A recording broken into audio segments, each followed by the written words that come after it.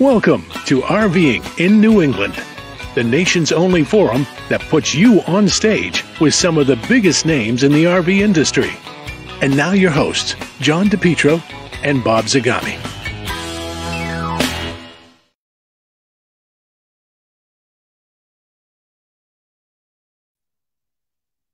And hello, everyone. Welcome once again to RVing in New England. If you're watching the show live, it must be Wednesday night. However, if you're watching it in another part of the world, it could be Wednesday afternoon or it could be Thursday morning. But nevertheless, wherever you're watching it in the world or in the United States tonight, you are freezing your butt off. Yeah, even you, huh? Even, yeah. Christmas, of course, I'll be back in Boston, but Christmas morning in Naples, Florida is going to be 29 degrees. Right. So the thing is this, it might be 29 degrees in Naples, Florida, but more people are concerned with what the temperature is going to be tonight and tomorrow in Ellington, Connecticut, because they are our sponsor and they are Lee's RV Ranch. And regardless of what the temperature is outside, there's always, I hate to say this because it sounds so, there are always hot deals inside at Lee's. And one of the things that I like best about Lee's, I don't know if they've reinstituted it, but they had a popcorn machine. So as soon as you walked in, it's funny because when you walked in the wintertime or the end of the summer season, they had the snowmobiles out there. And you know what? It was always pretty cool. So if you're not in charge. DePietro, you're so important that even if the popcorn machine wasn't running, they would go walk through the door, they would fire that baby up just for you, even if you ate the whole batch. They would. They would. All right, let's talk a little bit about Lee. Let me play a clip, and then we'll get back to the. RVing in New England is sponsored by our friends at Lee's Auto RV Ranch in Ellington, Connecticut. Conveniently located between Hartford, Connecticut and Sturbridge, Massachusetts, just off Route 84. Visit this family-owned dealership that sells new and pre-owned RVs, pre-owned pickup trucks for your new trailer or fifth wheel, and the latest in ATVs and powersports products.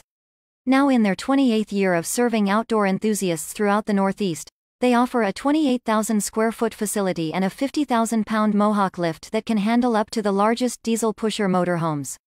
Lee's also offers a full body shop and collision repair services. Visit Lee's Auto RV Ranch at 171 West Road, Ellington, Connecticut, or call them at 833-429-9397. Always online at www.leesautoranch.com. That is true, and let me show you. They are going to be at the Boston RV and Camping Expo, and they are going to be showing at least 3 little guy trailers in New England's largest little guy stocking dealer, and they just happen to be the proud sponsor of RVing in New England, which we appreciate very much. We sure do. And another person we appreciate very much is Kevin Horkey. And he might be down by you. Kevin, tell us where you're located because you had a great series of pictures that you put on Facebook. It sounds like you might have been at Disney. I think he's over at Marco Island. Or maybe you're back down here. But another thing that, Bob, you and I are appreciative of the fact that Kevin and his crew will be buying us steak one of those nights of the Boston RV show, probably Friday night. Absolutely. I hope he brings his new boss because he gave the check to his old boss last year. So we'll have to see who he brings in with him. Whatever. So we got some early arrivals. Don Haas was early. He was before we were. Swenson.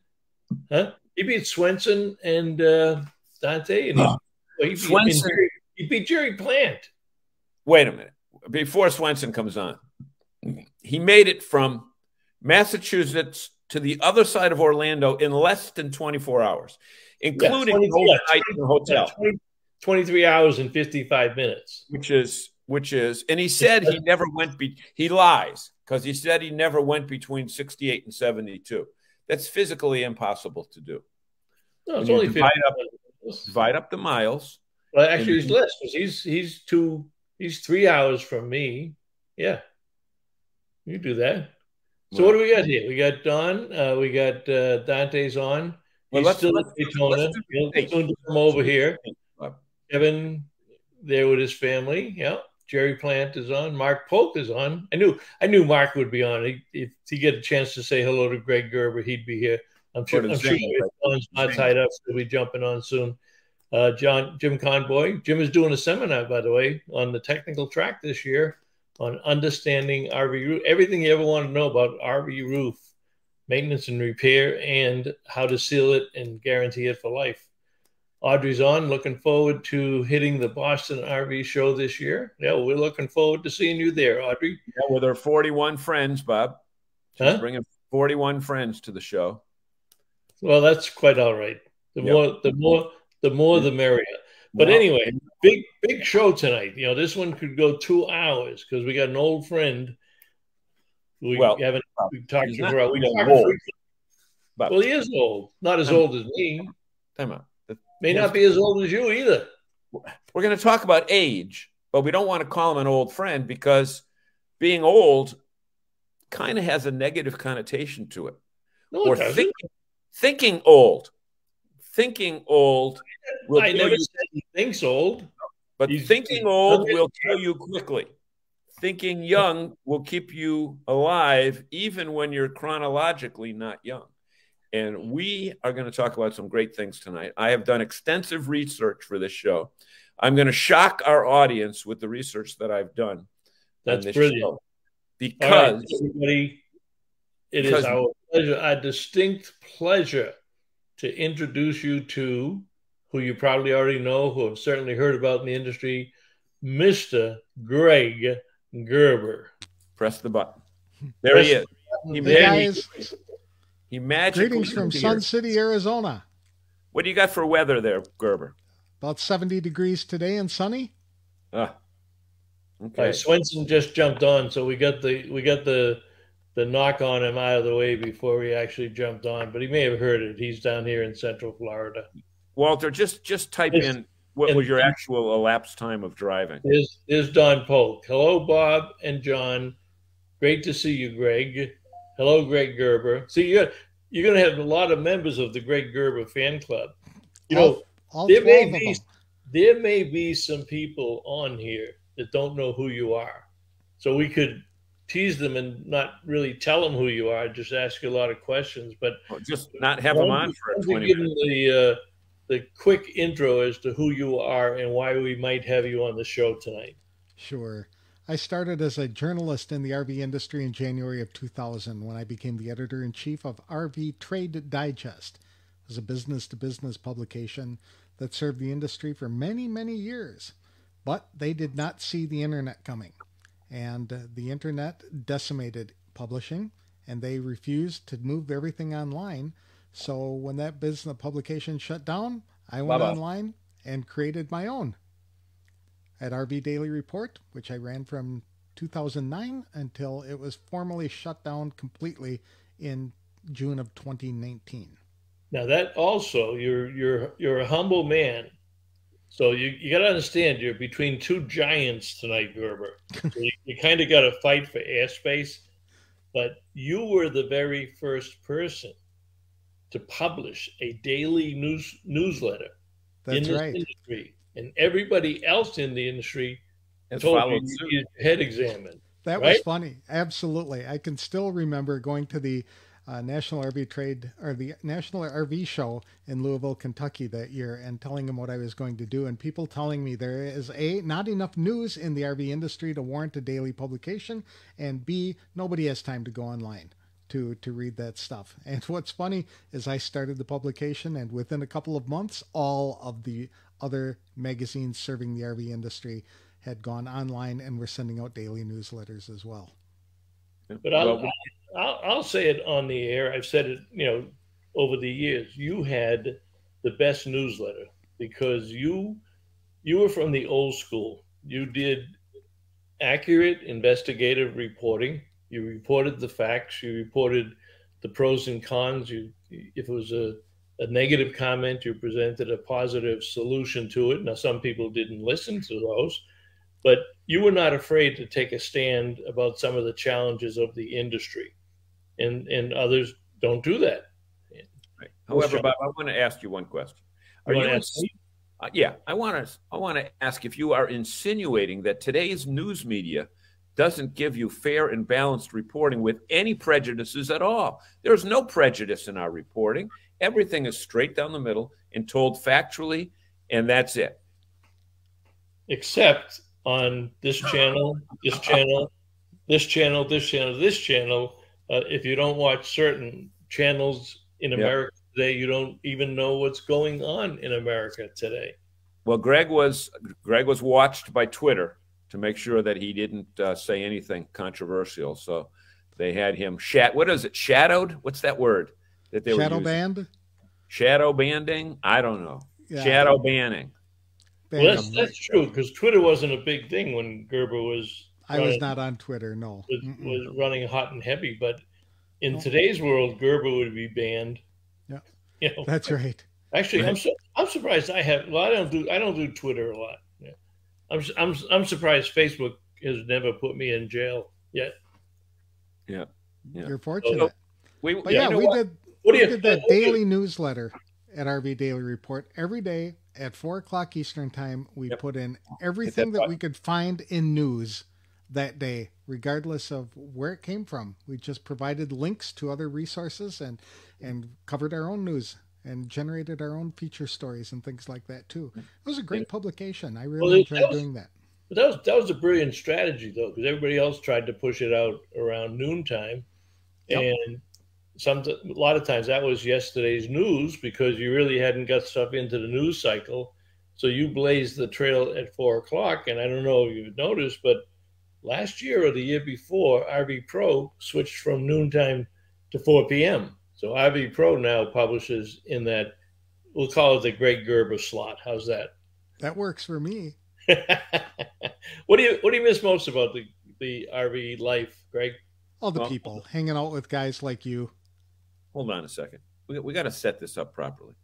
We don't just ask a question like that, because there might be people that aren't aware of what's going on. Now, there might be people that are saying, wait a minute, this forward from 50 stuff, what does this have to do with RVing?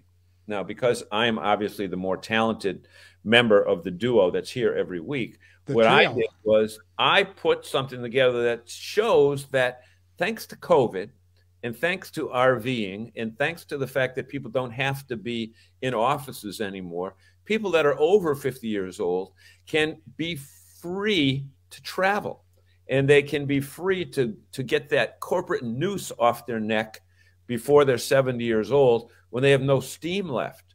And I take offense to that. At 70 years old, they have no steam left. There are people, Bob. There are people. Look at. Well, you should clarify that. You say there are people like that, and then there are people like Sagami, who run circles around 25-year-olds, and he's 78 years old. Right. And if you let me continue without constantly interrupting, I was going to say there are people that they work for the first 25 years, and then the next 25 years they hang on. Not necessarily the next 25, but they hang on until they used to get that gold watch and a party. Now there's no more gold watches. Now there's no more party. There's no more people that keep 50 years anymore. But there are people that are chronologically up there that have the energy of a teenager, Zagami being one, and so many of the people that you have introduced already, Greg, to us in your podcast. So the reality is age is a number. Mindset, right, Greg? That's exactly right. Is the important thing here. And there are people in this group, and we're not looking at an 18 to 35-year-old demo of these people that are over on the right. But these are exciting people. These are people that they're exciting and excited, and they're doing things. And more people need to know about your program so they can get some inspiration from others and say, hey, if they did it, then I can do it too. Now, Sagami, go ahead and ask your first boring question. Greg, we started it, and then DePietro cut you off. I asked you what you liked most, and you said the people. But there certainly had to be gratification, because you broke a lot of news stories. Again, because you weren't afraid to talk about what was on the scene, and you were quick to get it up on the news bladder and get some commentary and get discussion going. I always, when I talk to people about you, I always talk to you as in the sense that you're one of the last real journalists. I mean, to John's point earlier, these aren't journalists. They have trouble reading copy off a monitor, teleprompter that somebody else wrote for them. That's written by an intern. Right. You dug into the stories, you made the phone calls, and you're a great writer. So what we had there was an authenticated view of the RV industry.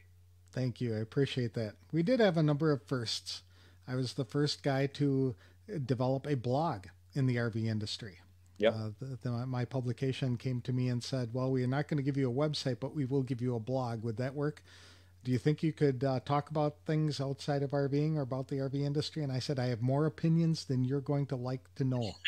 And we started that, and it was very popular. And then we started the first online newsletter and the first podcast serving the RV industry. You were a pioneer podcast, a podcast pioneer. That's right. Not quite as good as John and Kathy Huggins at Living the RV Dream. Right. But. And shot of John Steinbeck, he wasn't really a publisher per se. He was an author, but you were the very first person that I know of in the RV industry that sold the sticks and the bricks, bought a motorhome, and traveled the country to do your stories live and in person with dealerships, with campgrounds. You lived the life, the same life that all of our fans live, the same you lived as a consumer on the other side.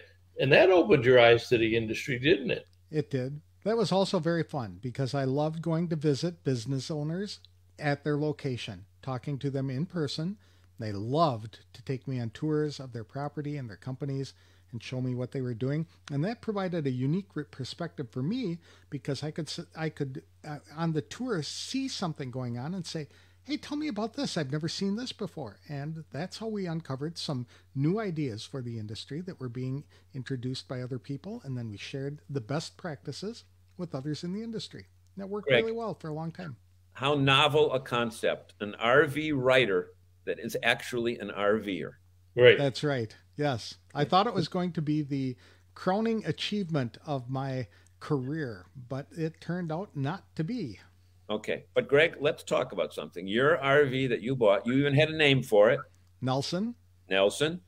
But tell our audience a little bit about the dog that you prefer to travel with. You will never let that dog go, will you? Tell them what that dog did to your studio one day when you were out touring an RV facility.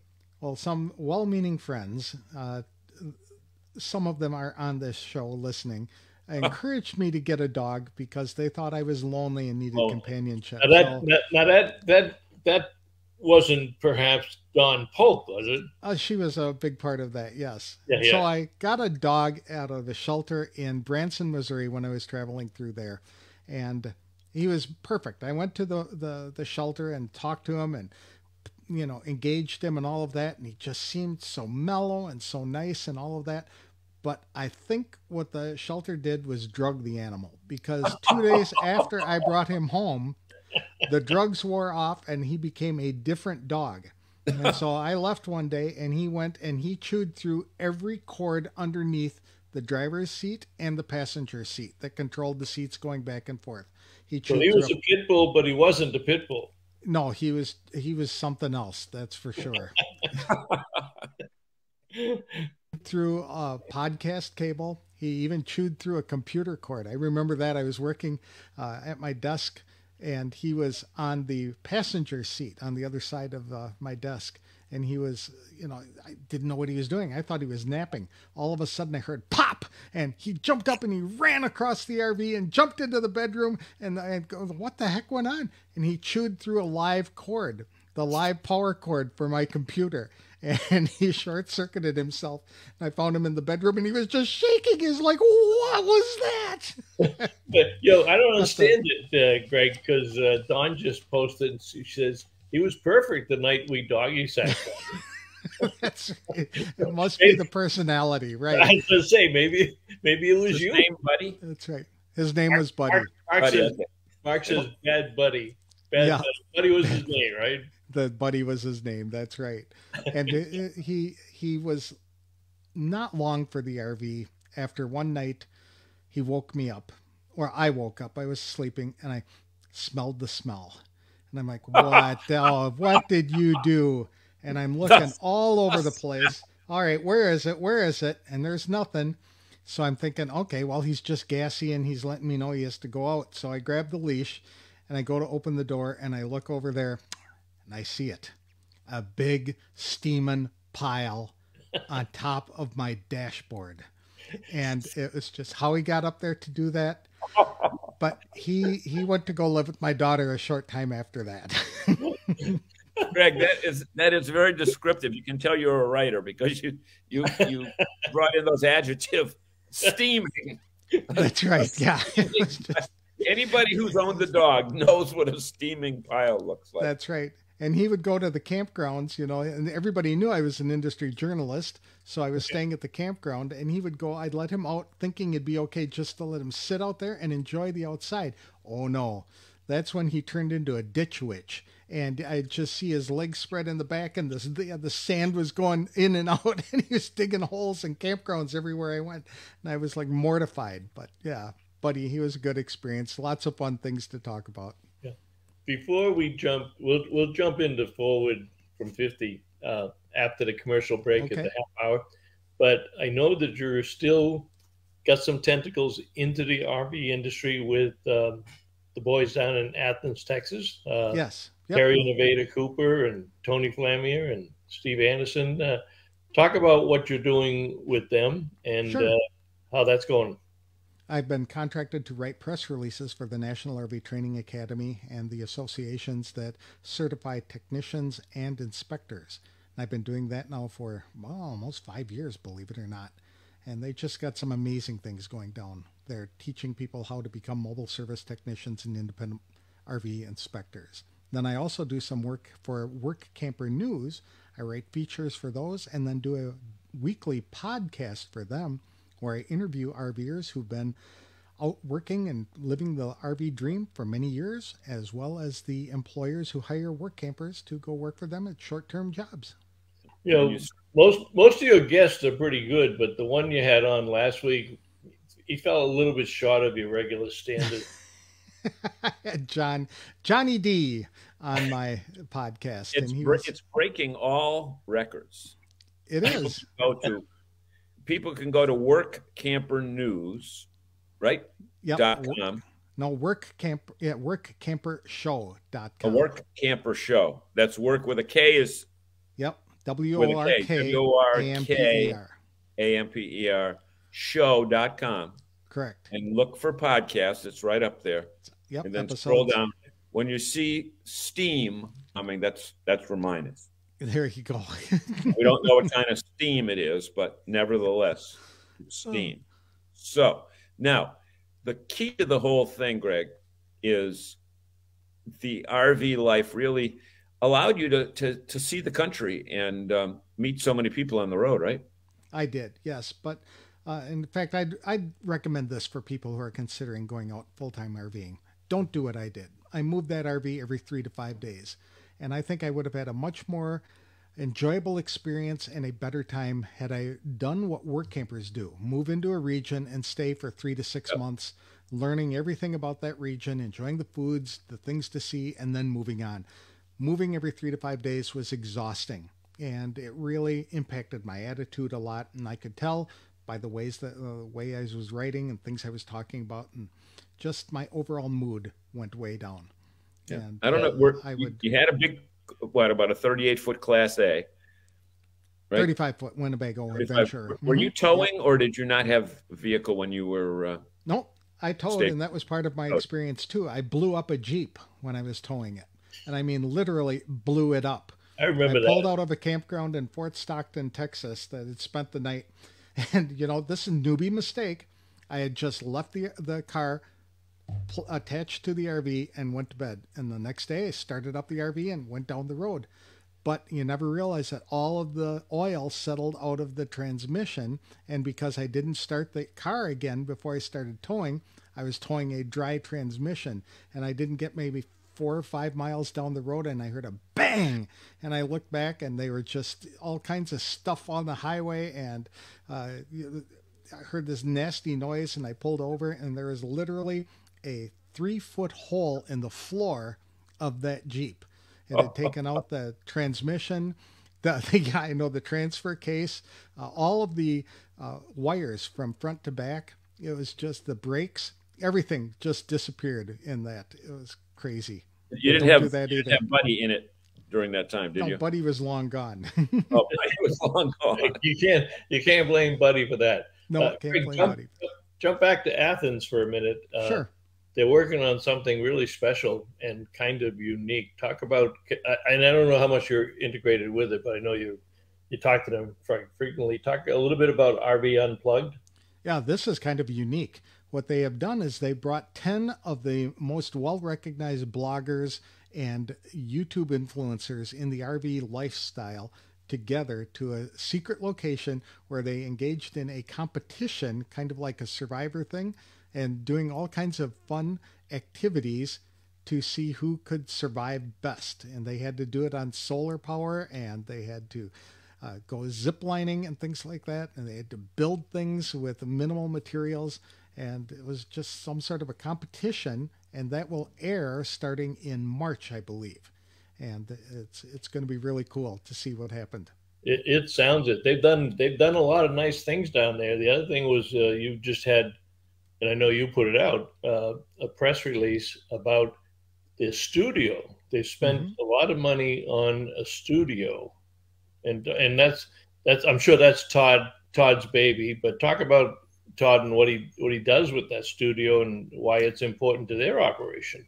Todd Henson is the Director of Education for the National RV Training Academy, and he's the beard guy, right? Yes, yep. He looks like a lumberjack. Yep. Very good lumberjack. You could be a Paul Bunyan lookalike. Yes, but he's extremely knowledgeable about RVs and how to fix them and repair them and things like that. And so what Todd has done is created a series of videos called Todd's Tech Tip Tuesday videos, and they used to be short, like 5 minutes, and they've been expanded now to up to 10, where he looks at some sort of problem that RVers are likely to encounter, and he tells people what they can do to fix it themselves. Pretty good. Pretty good. He's got another one that I really like, because we met Tony at the Alliance rally this year. They did a very unique thing for Alliance RV. We talked about it on the show back then, but they did a complete class at the rally itself, but then they announced the academy, and they just recently went through that first class where they had only Alliance owners, and I suspect other manufacturers are going to tag on to this in the future, but they did it under the Alliance brand, right? Offered it to Alliance owners to learn more about their rigs, and they talked only about their rigs and the systems on the rigs. And I understand that it was a great success. It is. The owners walked away with a wealth of information on how to not only use all of the components in their RV the right way, but also to do some regular, essential annual maintenance on their own. Right. Yep. Many times, people and that was, I think, Todd and Tony putting that thing together. So from that, they've got another, I think, is it a blog or is it a show? They call it The Beard and the Bun. The Beard and the Bun. That's right. Bud's sitting there with his Paul Bunyan beard, and Tony's got a little man butt. It's not a big one. So Tony, if you're on, you got to grow a little bit more hair. But I'm not sure at this point in your life if that's possible. See, I can't have a man bun. Yeah, me neither. You're not the one to talk about growing hair. That's true. You're right. Okay. Yep. So what they do is Tony and Todd get together and they have a kind of talk show format where they talk about industry issues and also interview guests they bring into the studio and just talk back and forth, very much similar to what you folks do. And then they develop the videos or turn those videos into YouTube content that they post online for everybody to enjoy. We met. They had a bunch. Bob, wasn't there 5 or 6 people there at the Alliance event? From weren't there 5 or 6 people there from NRVTA? Yes, yeah. Stephanie was there. Todd was there. Tony was there. There were some production people there. Yeah, I think they had 5 or 6 people there. Yeah. Yeah, they were down in front. They laughed at all my jokes. That's right. Don and Pat Haas noted cool. that the RV Beard married the RV Babe. And yes, they have their own content that they were producing along the RV, the Beard and the Babe show is what they were. Oh, did they? I didn't know them at that. But we've had both of them on. We've had Stephanie on. I think we had Todd on this one, or did we have him on the Camper Report show? I forget. They're all a blur. Hey, look at one of our New England fans is on. Mark Lebrecht. Merry Christmas, guys. Mark and I had breakfast the other day up in Fort Myers, and it was nice catching up with him and seeing how well he's doing in his post-retirement after selling to Camping World. But wait. You mean retirement or post-retirement? Well, no, his retirement. Did I say post-retirement?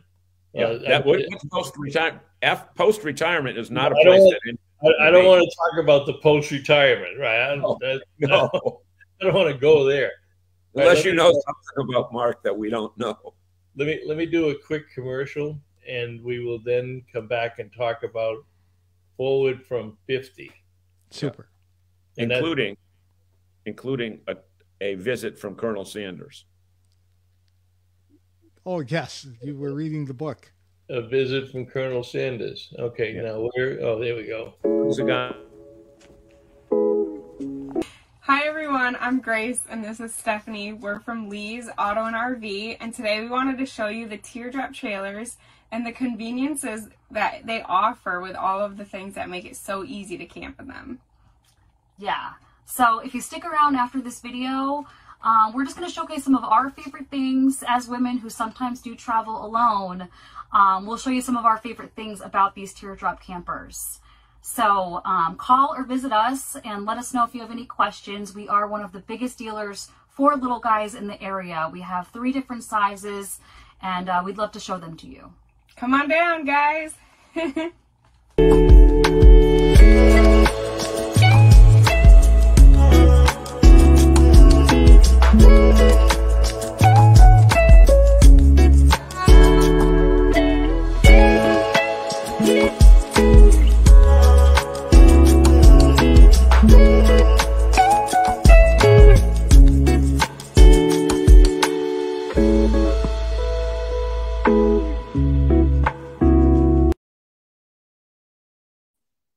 There they go. The nicest people in. Oops, where'd Gerber go?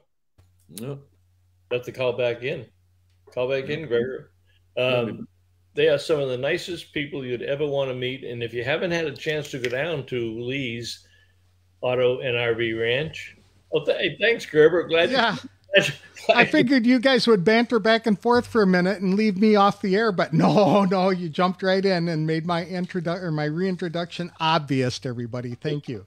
That's all right. So we were just talking about the wonderful family down at Lee's Auto Ranch, and if you haven't had a chance to go down there yet, since they've been advertising and sponsoring our program since July, come into the Boston RV and Camping Expo, and you can meet Brian and Faith and Gracie, and I don't know if Stephanie's going to come up, but they will be there with their little guy trailers, and they'll have a big display of little guy trailers. Display of little trailers. Well, little guy trailers, I said, but yeah, could be other way. Okay. So somewhere along the way, Gerber, you kind of left your full-time RV, and you still got your feet in the RV industry, right? But you developed something quite unique, and I don't want to steal your thunder. So why don't you tell us a little bit about it? Sure. And while he's telling that, why don't you put the website down so that people might want to multitask and check it out at the same time. Thanks. When I left RV Daily Report and I shut it down, I really didn't know what I was going to do because I had been a journalist since January 2000 and this was June of 2019, so that's a long time. And at my age, I was closing in on 60, and so I went through a period of a couple of years, and COVID really helped that, let me tell you, with the isolation and stuff, of where I didn't have an idea of what I could do for a job or a career or anything like that. So I started thinking about things that I could do that would be of service to other people. And I was talking to a mentor of mine who I explained the problem that I was having and that I was really lacking purpose. And he was a little younger than I am, but he said, I think that's a real problem for a lot of people who are 50 and older, is that they are working in companies where they're to the point where they're just bored on the job, or they've retired and they're finding out that fishing and bowling and all that kind of stuff every day isn't enough. And they're looking for something unique to do with their lives. And so we talked about it, and I thought, well, I've got this domain Forward from 50 that I was planning on doing something with. And he said, that's it. That's what you need to do, is you need to teach people what they can do after they turn 50 to have more purposeful lives by pursuing things that they're passionate about.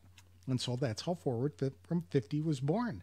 And it's been a great experience so far. I've enjoyed interviewing a bunch of men and women who are over 50, who are pursuing completely different directions for their lives and telling their stories. And I mean, they're just some amazing things that people are doing. I don't think when people are retired, society kind of expects them to move off to the sideline and just sit and be patient and, just twiddle their thumbs or whatever. And there's so much life, so much experience, so much knowledge and wisdom left in people who are over 50 or 60 or 70 for that matter, that they need to be out there sharing that with others. And that's what Forward from 50 is designed to do, help them take those necessary first steps to pursuing things they're passionate about. Now, Greg, you said something very, very interesting. You said they still have wisdom. I would have wisdom. Amend that a little bit, is that they're gaining the wisdom from the first 5 years of doing it. And now they really have an obligation to share that wisdom with the new people that are coming forward. And I don't know if you'd agree with that or not, but if you've got that wisdom, having it and not letting anybody know about it is the same as not having it. We're seeing a lot of, the millennials, they're just brilliant when it comes to technology. But we're seeing now what happens when some of these people who don't have the wisdom and the experience and are very good at technology, the damage that they can cause to companies and to themselves. And so it's important for people our age to step out and really help the younger folks, the younger generation. And it could be your grandchildren, it could be people at your church or in your community that want to do something, and you've got the experience and the knowledge and the to be able to help them take those first steps to pursuing what they're looking for. I've got a theory on that, because you've been quite successful at this particular project, as you were with your RV life. Thank you. How much do you think the internet played in that? When you map that out against the growth of the internet and, kids that we have today that are killing other kids in school, the mental health problems that we have, the issues with COVID, they haven't developed the inquisitive nature of trying to do things on their own. Was this a factor in what you did, or is it more pronounced now that you got into this thing? I think it's more pronounced after I became aware of it after starting Forward from 50. The need for younger people, especially children, teenagers, to have somebody who is older, wiser mentor come alongside them is very important. And I've interviewed a couple of people on Forward from 50, one gentleman in particular who is 70 years old and became a substitute teacher at a middle school and was really changing lives. The kids, at first were hands off, but the more he started talking to them and sharing with them and, just being a good mentor to them, the kids really responded well to his coaching. And it can have life-changing impact on children for sure, and especially teenagers. And even younger people, people coming out of college. They've spent an enormous amount of money for a college education and can't find a job in their career field. So now what are they going to do? And, I think that we are all personally created for a reason. We have a specific purpose in our life, and you're absolutely right, Gerber. Yep. Well, and you look at what schools are putting out, and there was that story just today or yesterday. Was it New City College in New York or New College, that the kids are protesting and they've taken over a couple of the buildings because they want every student to get an A, and whether or not they attended the class. And this is a school where, high profile parents pay $80,000 or $90,000 a year, and they got kids sitting in a cafeteria demanding that they get an A but not have to go to classes. How the hell does that prepare them for the future? Well, because that's how life works, right? We all get rewarded regardless of whether we show up for work or not. We all get good jobs. Everybody gets a trophy. Cars and, yep, that's right. Well, Exactly. it is interesting because I look back and I started, as you know, I started writing and consulting in 1996 for the RV industry. Well, I was 52 years old, so it fits right into your model. And it started as a hobby, and it became a career after I sold my document imaging. I still do some consulting in that industry, but I'm more involved in the RV industry still at 78. I mean, this is the stuff that keeps you young. How do we get this message? So your podcasts are great, and you interview some phenomenal people, but has there been an attempt to get young adults to listen to Forward from 50? What can they learn by listening? The young adults aren't tuning into us yet. So my goal is to inspire older people to not give up, not move to the sidelines and just sit there, not to, go bowling every day or go fishing every day, whatever the case might be, or even worse, stay at home watching television and surfing the news online. But to have the people who are over 50 really look for something that they could do that would inspire them and give them enough energy to wake up in the morning and get them excited about life again. Check that comment out, Gerber. Yep, he's a young adult and he's looking for mentors. He's not a young adult. He's got to be over 50, right? What do you think, John? Rick Kessler, he's a young adult. Kessler, appearance, I'd say he's probably 65 or so. But chronologically, I don't know what his deal is. Kessler, I'm only kidding. But those who don't know Rick Kessler, he is the managing editor of RV Business Magazine and Woodhouse Campground. And one of the nicest guys. He is truly one of the nicest guys you'll meet in the business. And if you watch our Camper Report show, we take all of our news items from RV Business and Woodhouse. So I'll give you a little plug there, Kessler. Now, you came in at 7:40. Yeah, you're supposed to apologize for being late. And he was I don't think with the temperatures in Michigan tonight, he couldn't possibly be out in the back deck grilling tonight. So did you order takeout or did you cook inside tonight? And he says he's almost 55. He's up. So, Gerber, speaking of takeout, a lot of people are not aware of the fact that they thought Colonel Sanders started that company when he was in his 20s because he was around for so long. In fact, he's back again. There's a new Colonel Sanders out there that's back again. But Colonel Sanders was 62 years old when he founded KFC. And he worked at a gas station. And you know what? Other parts of the country, gas station food is big. Like down south, Bob, Royal Farms is great chicken, but it comes out of a gas station. So many, you don't see it as much in New England. You see all packaged stuff, but down south you can get pizza and chicken and et cetera. But Colonel Sanders was 62 at the time. Most people are packing it in. He was just getting going. Can I use this opportunity to plug my book? Go right ahead. I created a book called 50 over 50, where I did some research on people who started new businesses or did inspirational things after their 50th birthday. And I created short profiles on each of those. People can download a complimentary copy of that book on the Forward from 50 website, and it's just loaded with ideas and examples of people who have done some pretty remarkable things after their 50th birthday. Greg, I would say more than just examples. I would say potential inspiration for people, especially, again, when we look at our audience here, we know that these are not, again, 18 to 34-year-olds. However, if they can get a new spark in their life, and somebody said, and I said it a while ago, but I heard Kathy Lee Gifford say it today on Fox. Yeah, I saw that interview this morning. Yeah, where she said, "I'm not retired, I'm refired." That's meaning right. Fired up again.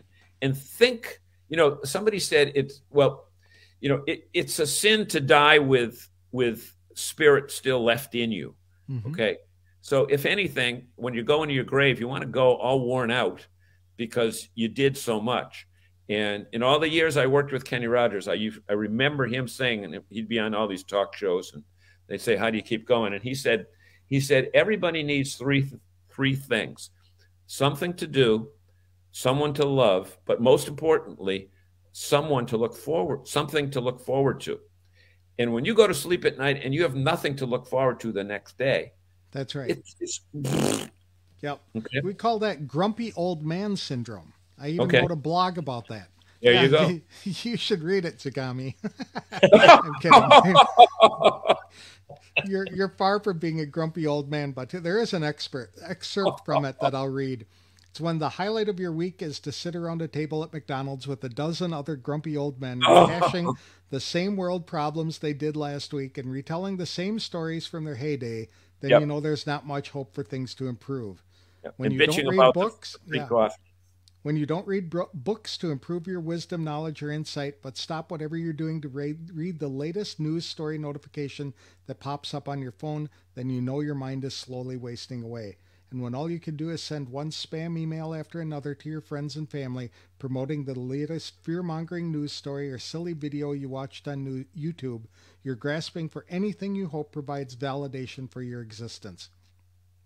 And when you put all of your hope in a person or a political party winning the next election or a certain team winning a championship game, then what happens if the situation doesn't turn out the way you're hoped with? You're left with even more depression and feelings of hopelessness. And so, that's not true. Then I think we got the attention of the other DePietro. He says, I'm retiring and getting ready for my interviews in Florida. Now, Michael, is that like your interview at Longview RV down the street from your house that we've been waiting for 8 months? For a year. I might come over and see you in Daytona when you come down. You ought to convince your brother up there to make that road trip with you again. We could do a show live from the Daytona International Speedway. Yeah. That would be a fun road trip. Yeah, for sure. Gerber, one more thing before I forget, because again, I did do extensive research prior to this show. People don't realize, and you just said if you're waiting for a political party to change your life, a lot of people don't realize that Abraham Lincoln lost the first 7 times he ran for office, whether it was a state rep or something, he lost. He lost 7 times. And he wasn't until 53 years old that he won his first office, and that was president of the United States. So, and Thomas Edison failed 10,000 times before he invented electricity. 10,000. Yep. Right. And Zagami knows because he was in high school with him. Well, I tried to help him. In Park, New Jersey. If he had listened to me, John, he would have done it by the 1,000th test. I kept telling him what he was doing wrong, and he wouldn't. He's like you. He wouldn't listen. This brilliant, exchange. I tried to help you. I tried to help you, and he wouldn't listen. Right. But we need to impress upon our audience that programs of importance, like what Gerber's doing right now, take a look at it. I mean, there's 50 stories that are free.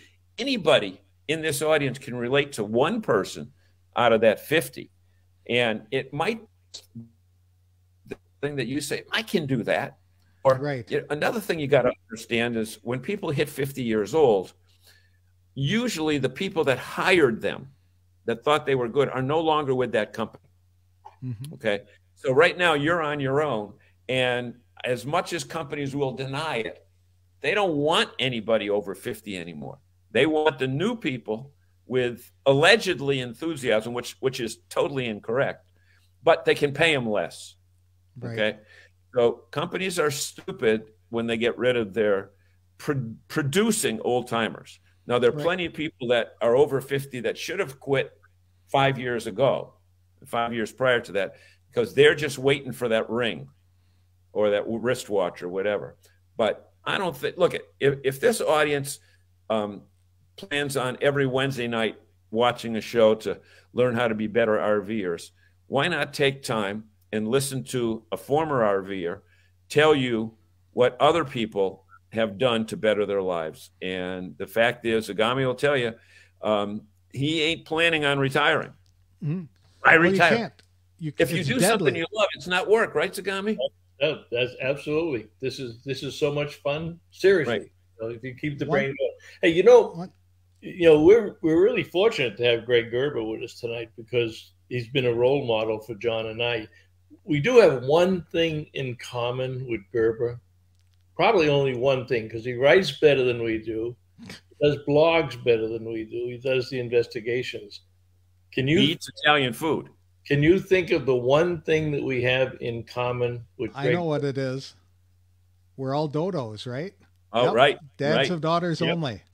Right. Those are the three that caused me to pull my hair out one clump at a time. Yeah. I've been called the dodo. The time the oldest turned 13 until... 3 wonderful daughters. How many grandchildren? 7.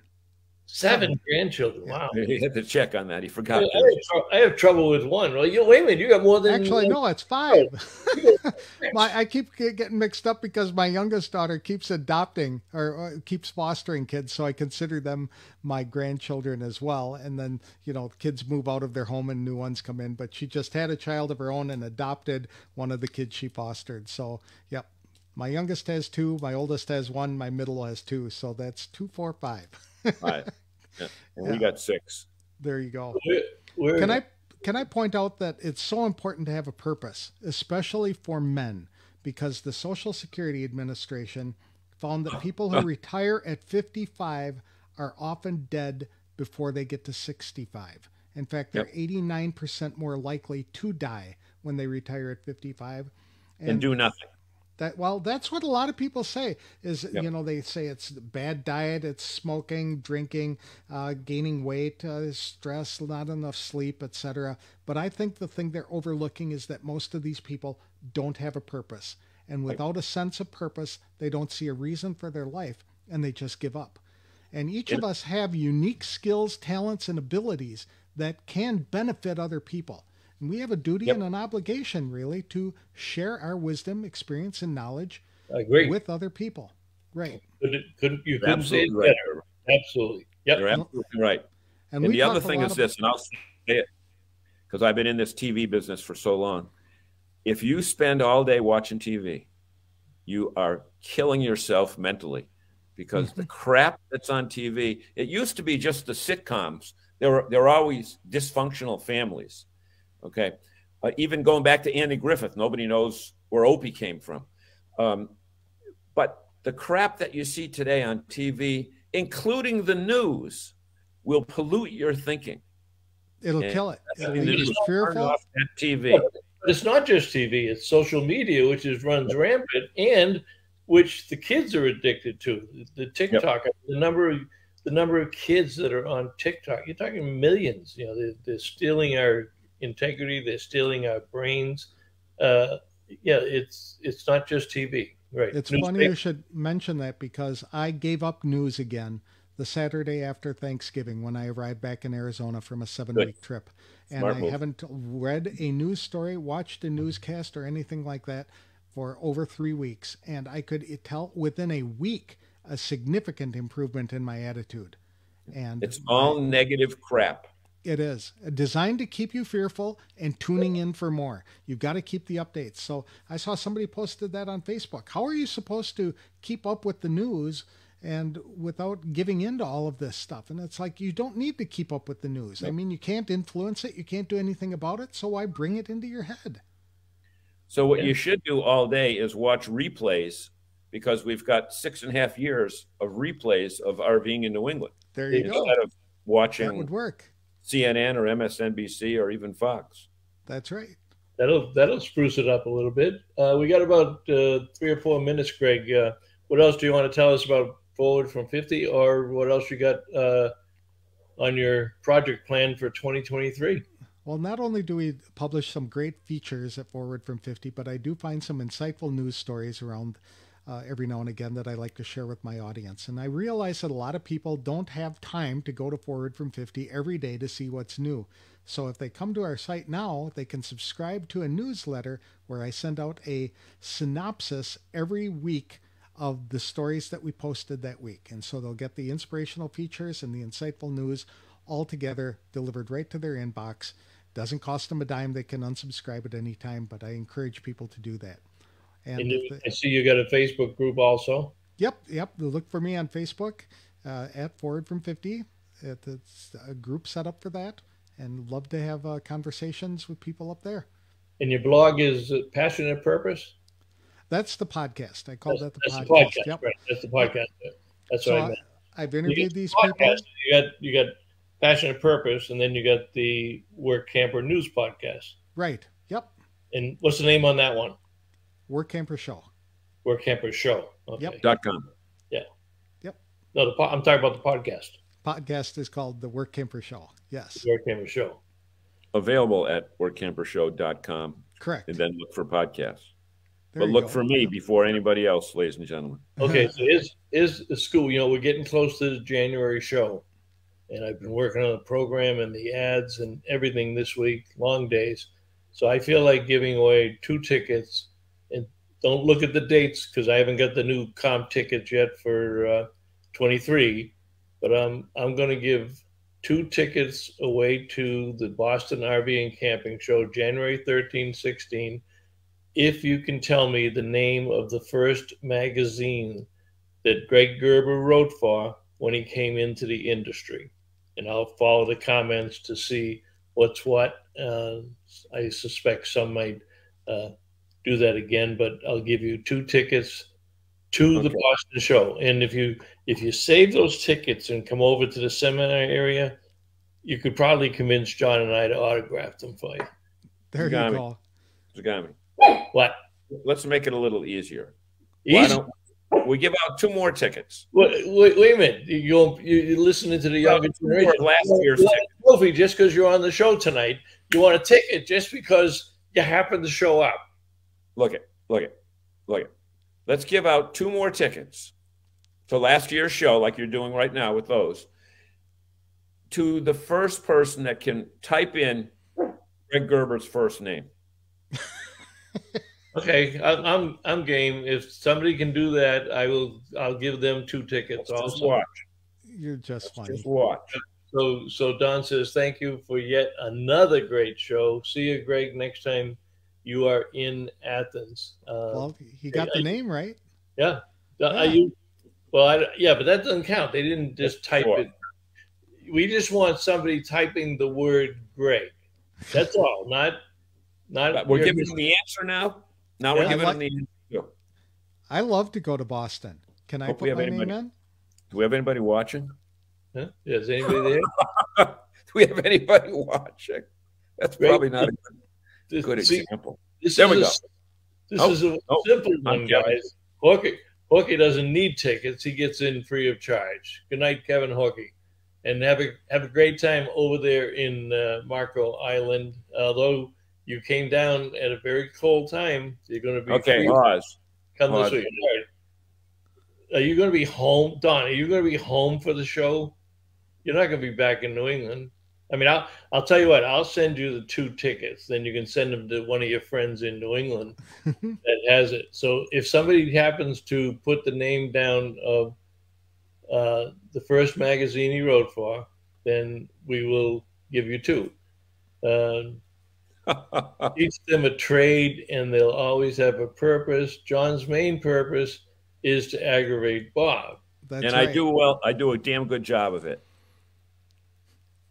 DePietro, as if we didn't know, Michael DePietro says the race season is over in New England. That doesn't buy you any points, Michael. No, he did that about 20 minutes ago. But that doesn't buy you any points because Longview RV is open every day of the week.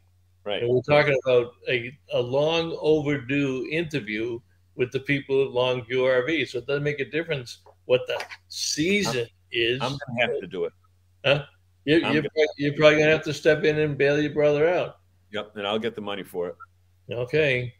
Walter Swenson says, I would put it in. I would put it in. So, Gami, you know what time it is? We probably went over. Yeah. You did. Okay. But this has been fun, guys. I really appreciate it. It's been fun having you, Greg. You're the best. Great having you, Greg, and best wishes for a great Christmas with the family. And thank you. We should do it again soon. But you are welcome on this program anytime. You can just call up John or I and say, "Hey, I want to be on the program," and we don't give that privilege to too many people. But for you, Gerber, you've got a lifetime access to the show. How's that? How cool is that? Yeah. Yeah. And we should also tell people, before we play our final commercial, we should also tell people that we will not be with you next week. We will be enjoying the week with our families, but we want to wish all of our loyal audience members a very Merry Christmas and a Happy New Year. I agree. Very good. Thanks again for having me, guys. All right. Thank you very much. We'll close out with our commercial and then our closing, and have a great holiday. We will see you down the road. Let's just do this here now. Boom, boom. Where are we here? Oh, let's do this. RVing in New England is sponsored by our friends at Lee's Auto RV Ranch in Ellington, Connecticut. Conveniently located between Hartford, Connecticut and Sturbridge, Massachusetts, just off Route 84. Visit this family-owned dealership that sells new and pre-owned RVs, pre-owned pickup trucks for your new trailer or fifth wheel, and the latest in ATVs and powersports products.